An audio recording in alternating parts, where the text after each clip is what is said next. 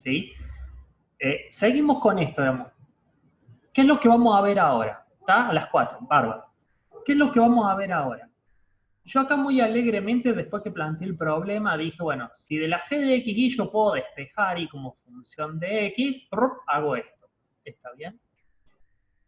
El problema está si yo de acá no puedo despejar. O sea, puede que esta esté definida, ¿se acuerdan? Por el teorema de la función implícita. Si se dan ciertas condiciones, dado esto, esto existe.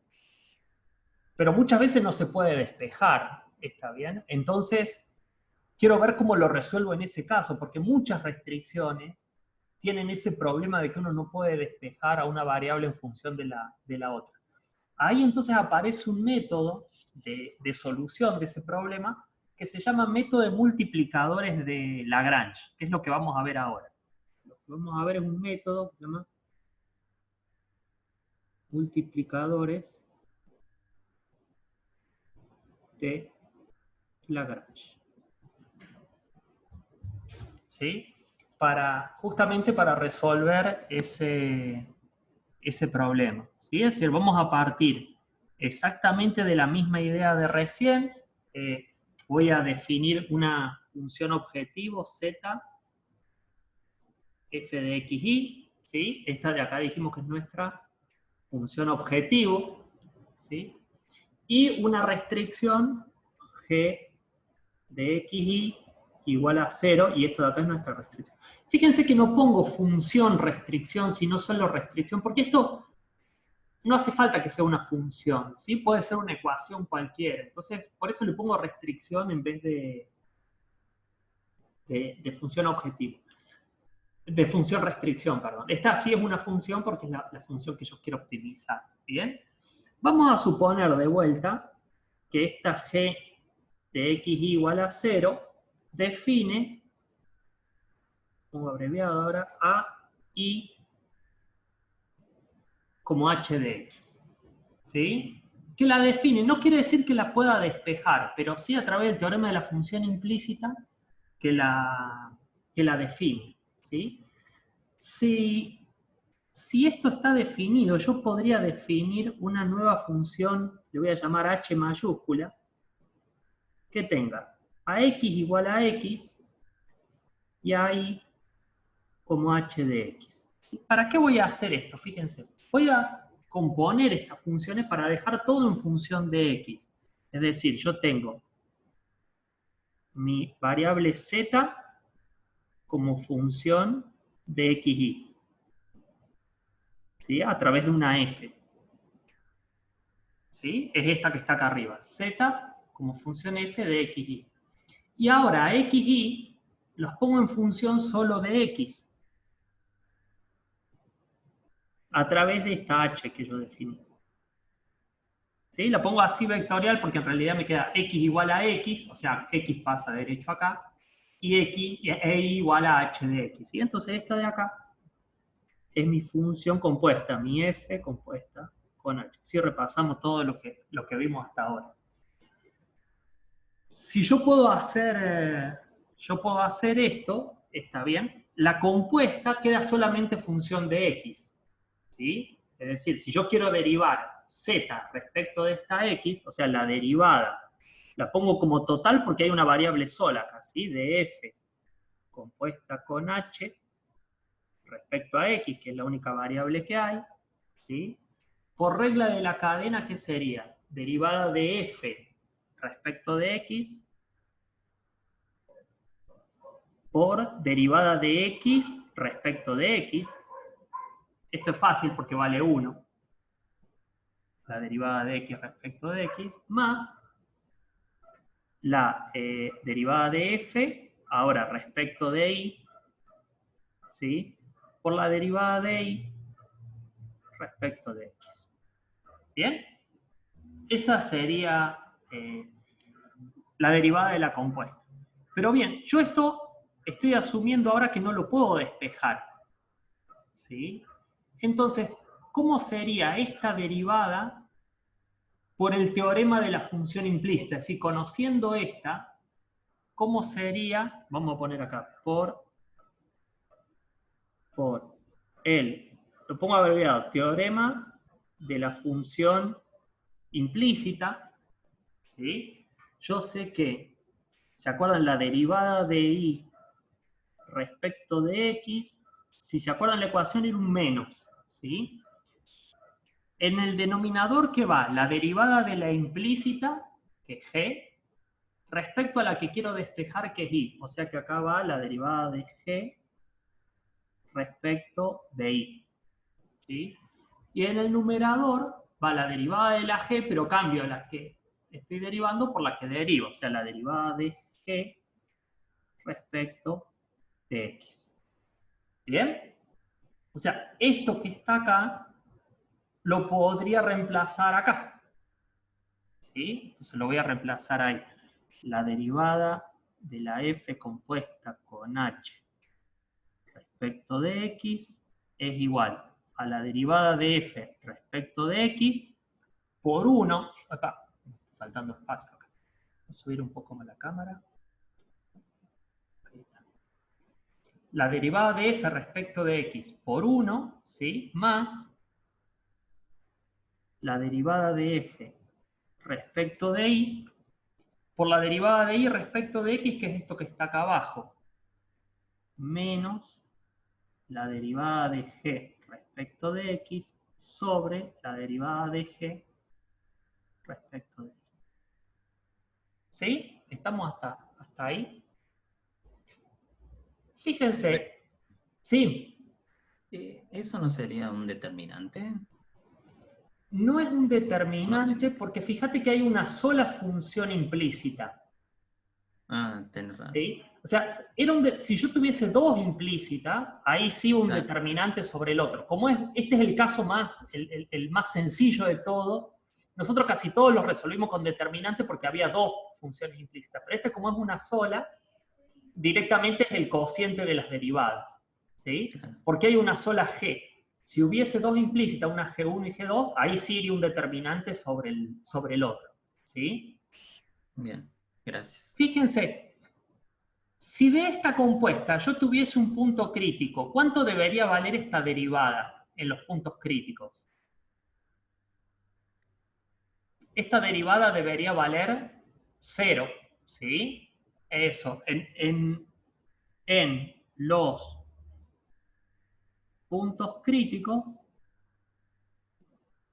la derivada de f compuesta con h respecto de x, lo voy a ir reordenando un poco esto, derivada de f respecto de x, esto le puedo poner el menos acá adelante, derivada de f respecto de y por derivada de g respecto de x sobre derivada de g respecto de y, tiene que ser igual a 0. ¿Bien? Esto tiene que ser igual a 0. Entonces, fíjense, si esto tiene que ser igual a 0, lo que voy a hacer es multiplicar todo por esta derivada de g respecto de y para sacarla del denominador. Total, si acá es 0, del otro lado me da 0. ¿Sí? Multiplicando por... Esto para demostrar lo que yo quiero, ¿no? No es que salga, que sea obvio. Multiplicando por la derivada de g respecto de y me queda derivada de f respecto de x por derivada de g respecto de y, ¿sí? Al multiplicar por esto, menos la derivada de f respecto de y por la derivada de g respecto de x igual a 0. ¿Sí? Porque acá, al multiplicar por esto, se canceló esto, y de este lado, como es 0 por la derivada de esto, sigue siendo 0. ¿Sí?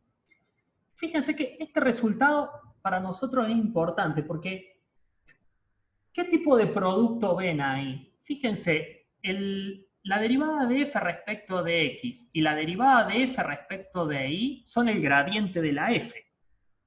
¿Sí? O sea, el gradiente de la f está formado por la derivada de f respecto de x y la derivada de f respecto de y. ¿Sí? Y el gradiente de la g está formado por la derivada de g respecto de x y la derivada de g respecto de y. ¿Qué tipo de producto ven acá entre estos dos gradientes?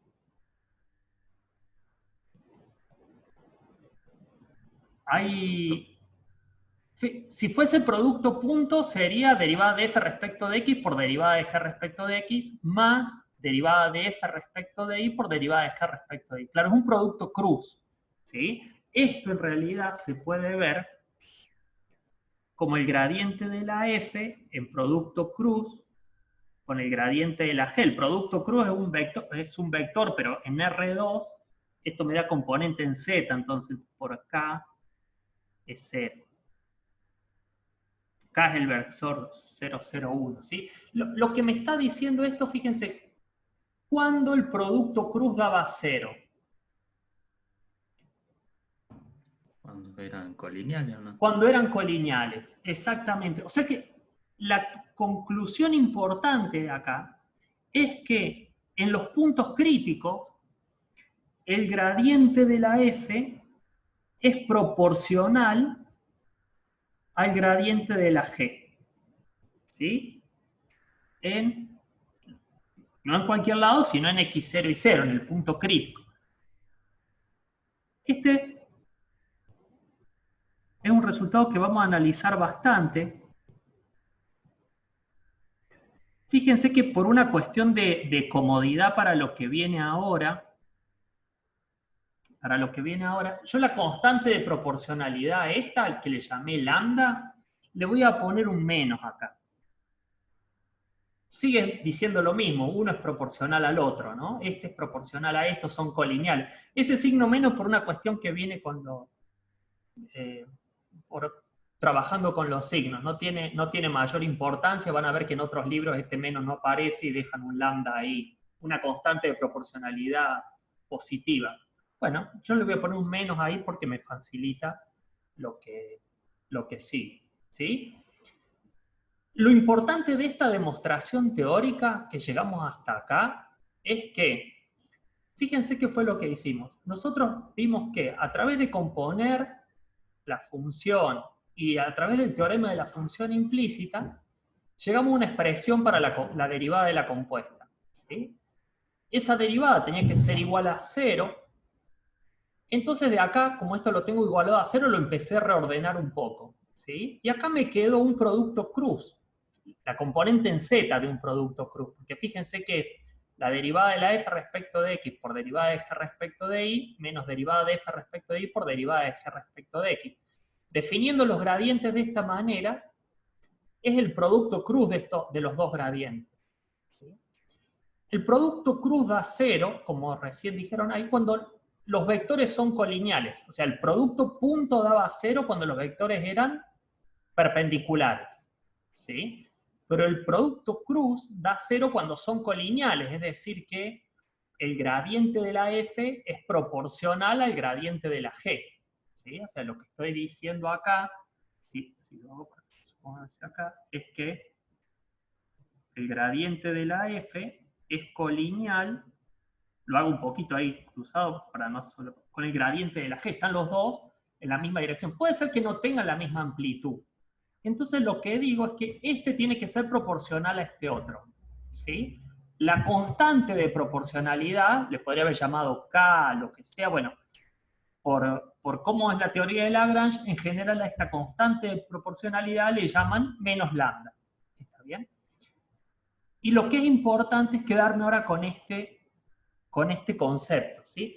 Fíjense, voy a volver un poco para atrás para ver qué pasó en el ejemplo anterior, si esto se repetía. Fíjense acá.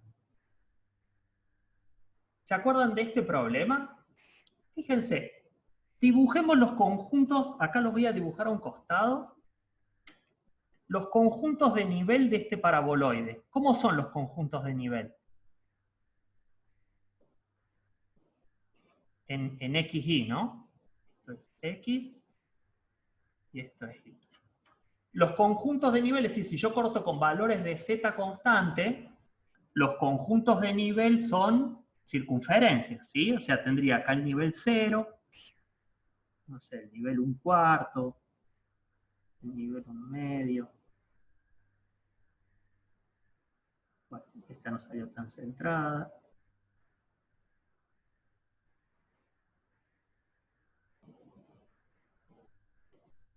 ¿Estamos hasta ahí? Estos serían, imaginen que me salieron bien, los conjuntos de nivel del paraboloide.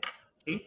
¿Por qué estoy dibujando los conjuntos de nivel? Porque el gradiente de la función, ¿cómo es respecto a este conjunto de nivel? El gradiente de la f es perpendicular, ¿sí? A los conjuntos de nivel. O sea, si yo lo tengo que dibujar por acá, por ejemplo, este es el gradiente de la f. ¿Sí? Fíjense, voy a dibujar la restricción ahora. La restricción sería la recta esta que corta en 1, 1. Entonces voy a poner por acá. Voy a dibujar la recta esta que corta en 1 y acá en 1. ¿Sí?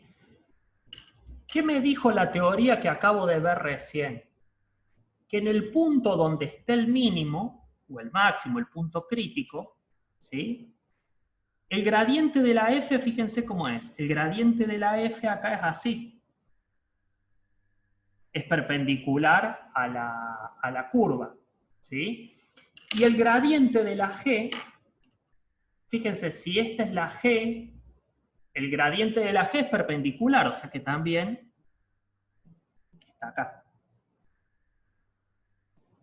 ¿Sí? O sea, la teoría que acabamos de ver recién me dice que yo voy a encontrar los puntos críticos, ¿está bien?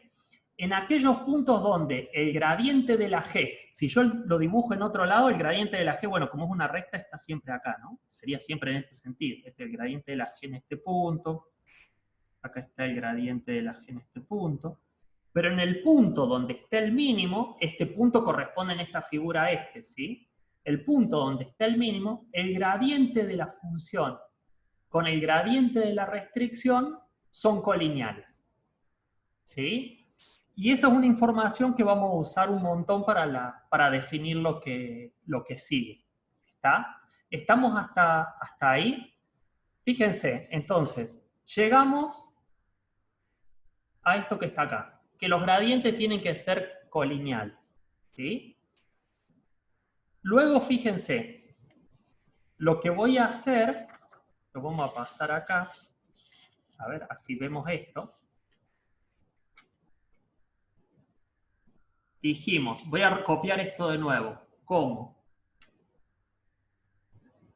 El gradiente de la f es igual a menos lambda por el gradiente de la g, ¿sí? ¿Yo qué puedo hacer? Yo puedo agarrar y pasar restando esto, ¿sí? Puedo escribir que el gradiente de la f en el punto que a mí me interesa, ¿no? En el x0 y 0, más lambda por el gradiente de la g, ¿sí?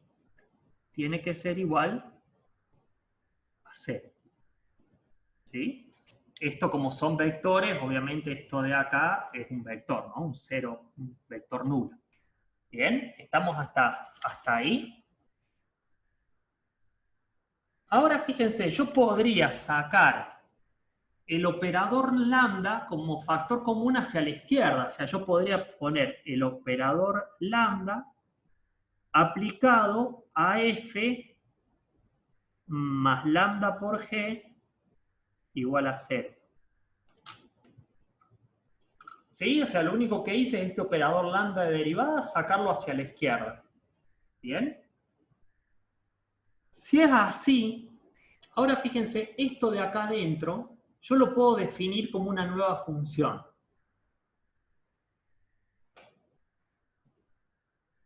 A esa función la voy a llamar h de x, y de lambda, porque también entra lambda en juego. O sea que sería la f de x, y más lambda por la g de x, y. ¿Sí? Definiendo la función h de esta manera, luego el gradiente de la h igual a 0, ¿sí? Nos permite obtener los puntos críticos.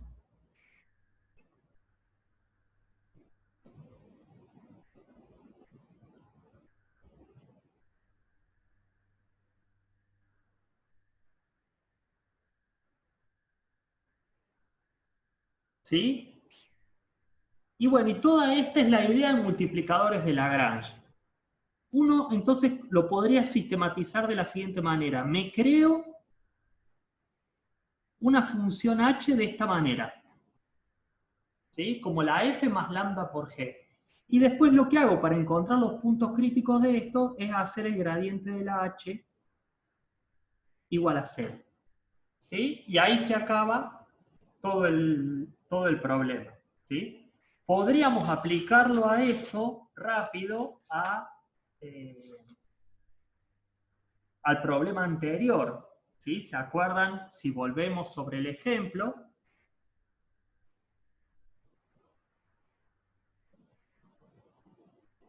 el ejemplo, si recuerdan, era z f de xy igual a un paraboloide, era esto, x cuadrado más y cuadrado. ¿Sí?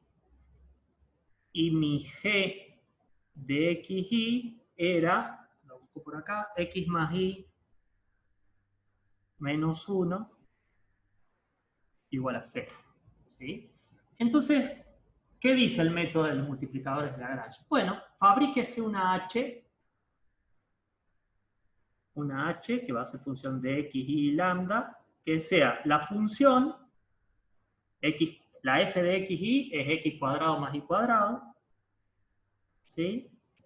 Más lambda por la función g directamente, sin despejar, ¿sí? Directamente la g. O sea, lambda por x más y menos 1.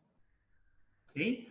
Luego, ¿qué dice? Luego dice, bueno, a partir de esta h, haga el gradiente de h igual a 0. Haga el gradiente de h igual a 0. Eso tiene tres componentes, porque la h es función de x y lambda, o sea que tengo la derivada de la h respecto de x. Fíjense que si derivo todo esto respecto de x, me queda 2x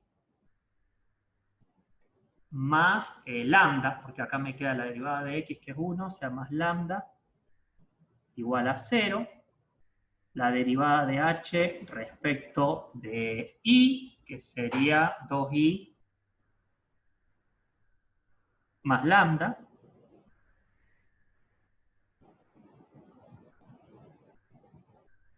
igual a 0.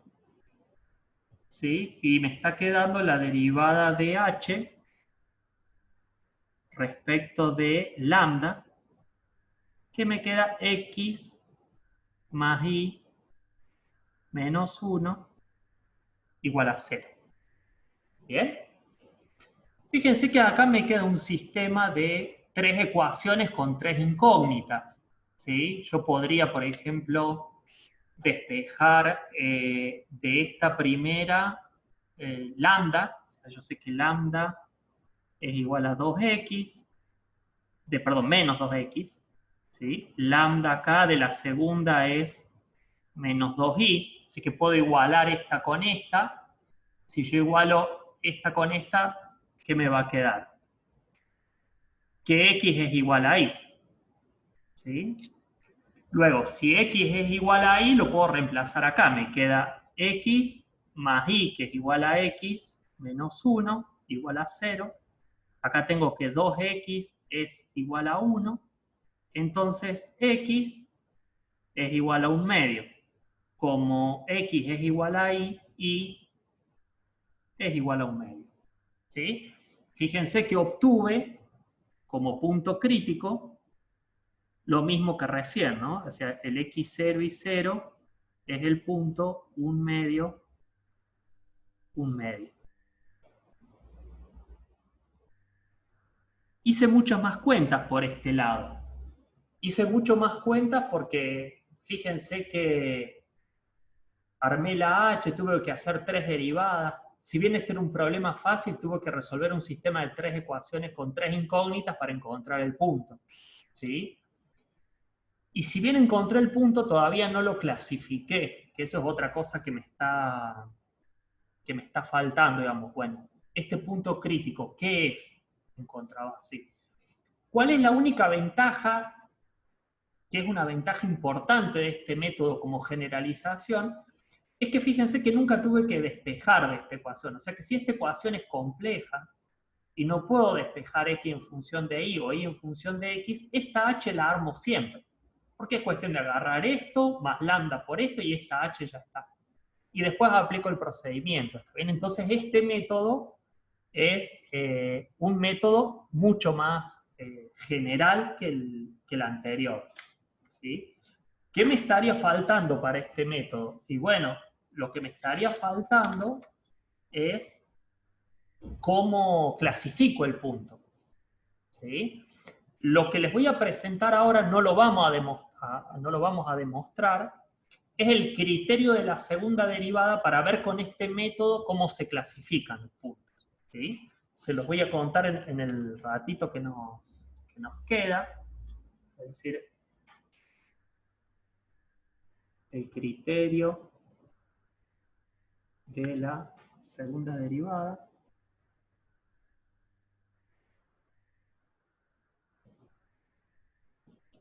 ¿Sí? Si acá ahora tenemos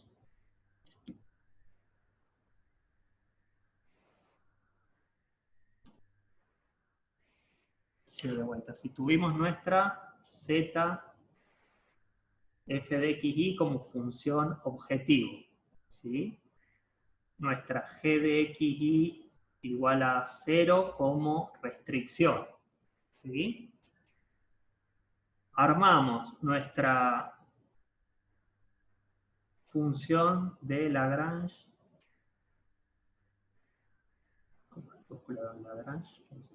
Lagrange como h de xy lambda igual a la f de xy más lambda por g de xy, ¿sí? Y sacamos los puntos críticos haciendo el gradiente de la h de xy lambda igual a 0, ¿sí? El criterio de la segunda derivada para ese problema es el siguiente. Vamos a armar un hessiano, ¿sí? Que se llama hessiano ampliado. En algunos libros también figura como hessiano orlado. Fíjense que pongo una H con un guión arriba para diferenciarlo del hessiano anterior. ¿Qué tiene este hessiano ampliado o hessiano orlado? Orlado es que se le hace como una orla, un borde. Bueno, se forma de la siguiente manera. Tiene un 0 acá, lleva menos la derivada de g respecto de x, menos la derivada de g respecto de y. Acá lleva lo mismo, menos la derivada de g respecto de x, menos la derivada de g respecto de y. ¿Sí? Fíjense, esto es todo un borde, y acá va el hessiano de la h como lo conocíamos antes, es decir, la derivada segunda de h respecto a x dos veces, derivada segunda de h respecto de x respecto de y, derivada segunda de h respecto de x respecto de y derivada segunda de h respecto de y dos veces. ¿Sí? A este h guión dijimos que se le llama hessiano ampliado o matriz hessiana ampliada, lo van a encontrar